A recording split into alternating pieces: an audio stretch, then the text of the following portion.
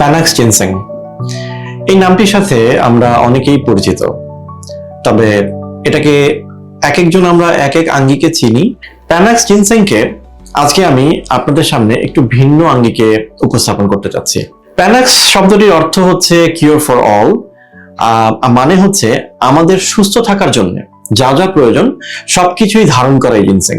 এলসেভিয়ার এর journal for ginseng research এবং national library of medicine টাইপের যে সমস্ত বিখ্যাত জার্নাল আছে, এগুলোর কিছু পাবলিকেশনে যে তথ্যটি পাওয়া যাচ্ছে সেটি হচ্ছে জিনসেং এ নতুন একটি ইনগ্রেডিয়েন্ট এর উপস্থিতি, আর তার নাম হচ্ছে জিনটনিন।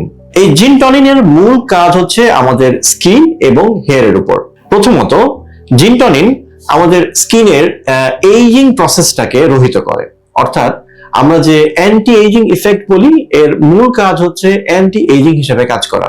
জিনটনিনের প্রথম কাজ হচ্ছে এই রিঅ্যাক্টিভ অক্সিজেনকে ধ্বংস করা, অর্থাৎ অ্যান্টি অক্সিডেন্ট ইফেক্টের মাধ্যমে এটি আমাদের কোষীয় যে ড্যামেজ অর্থাৎ কোষের যে ক্ষয় বা ধ্বংস সেটিকে রহিত করে এবং এভাবেই এটি অ্যান্টি এইজিং ইফেক্ট দেয়।